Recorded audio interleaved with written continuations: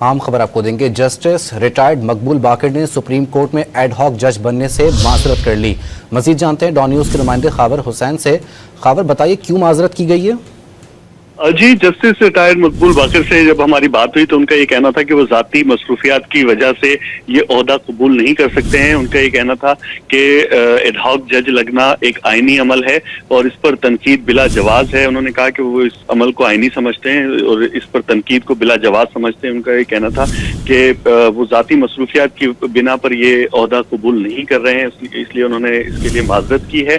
ताहम इसमें कोई हर्ज नहीं है कि सुप्रीम कोर्ट में एड हॉक लगा जाए। एक रिटायर्ड जस्टिस जो है या चीफ जस्टिस वो एड हॉक जज रख सकता है। जी खबर ये बताएगा कि अभी कोई खत लिखा है जस्टिस रिटायर्ड मकबूल बाकर साहब की जानिब से सुप्रीम कोर्ट ऑफ पाकिस्तान को? अभी तक उनकी जानिब से कोई खत नहीं लिखा गया, ताहम वर्बली उन्होंने जो है वो माजरत कर ली है। कोई रिटर्न में अभी तक उन्होंने इस तरह से कोई खत लिखकर अपने फैसले से आगाह नहीं किया है। ताहम उन्होंने इस बात की वजाहत की है कि वो इस अमल को गैर आईनी या गैर कानूनी नहीं समझते हैं। उनका ये कहना है कि एक आईनी अमल है।